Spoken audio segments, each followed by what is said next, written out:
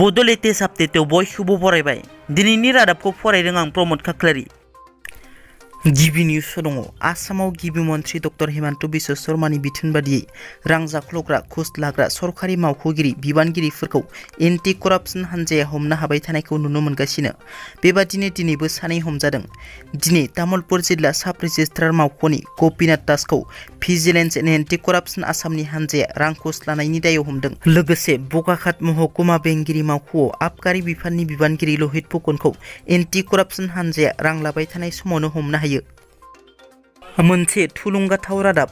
बिमा फिसाज्ला सानैबो पाब्लिक सार्भिस कमिसन सुंदबै PSC उथ्रिनो हादों। केरेलानि गंसे नखराव बिमा फिसा जयै PSC उथ्रिनो हादों। PSC आनजाद उथ्रिनो हानाय बिमानि मुङा 42 बोसोर बैसोनि बिन्दु आरो फिसाज्लानि मुङा 24 बोसोर बैसोनि बिबेक।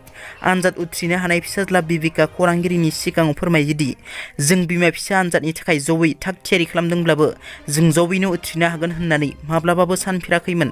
दा जों जोबोद खुसि होनना। आसामनि हादरसा बेंगिरिनि गांसे मिथिसार बिलाइ। BKWACनि गाहाय मावख'आ गुवाहाटीआव जागोन आरो दालाय मावख'आ धेमाजि जिल्ला सिमेन्ट-सापरिनि सानजारि नोगोराव जागोन। बारग' MP सानसुमा खुंगुर बैसुमुथियारिनि सायाव BTRनि गाहाय प्रमद बर'नि बेरफुसार बिबुंथि। सानसुमा खुंगुरा गिबि सुक्तिखौ खालामनायनि उनाव फिन 1996 मायथाइयाव आन्दलन जादों। माने बिथांनि सुक्तिखौ रायजो राजाफ्रा 100% मानिनानै लायाखै आरो बेफोर खोथाखौ बिथाङा लाजिनानै दोनखोमायो। दिनै बिथाङा जि खामानिखौ मावनो ओंखारबोदों, सिगांनो बिथाङा मोजां सुक्ति खालामनायमोनब्ला गोबां मानसिया थैनो गोनां जानाय नङामोन। सानसुमा खुंगुर बिथांनि साननाय हनाया मोगथांजों गोरोबा। बिथाङा दिनै MP जानो थाखायसो राजखान्थिनि सार्थआव सोमावसारनो ओंखारबोदों। गाबोननो MP जाब्ला आन्दलन सान्दलन गैया जालांगोन होनना।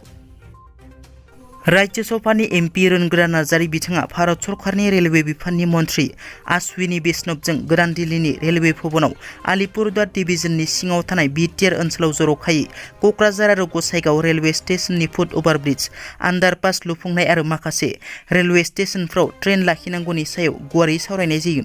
लोगोसे MP रोनगोरा नार्जारी बिथाङा रेलवेनि मन्थ्रिनो गांसे गोसोखां बिलाइ गथायो। बर' हारिनि थाखाय गोग्गाथाव।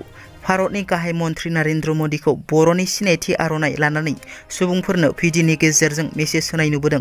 बेबादिनो 75थि भारत उदांस्रि सानखौ लानानै गाहाय मन्थ्रि नरेन्द्र मदि बिथाङा बर'नि आर'नाइ लानानै सांग्रांथि होयो। दिनैनि रादाबा एसेनोसै। नोंथांमोना जुदि आंनि चेनेलखौ दासिमबो साबस्क्राइब खालामाखै, अन्नानै साबस्क्राइब खालाम। गोजोन्थों।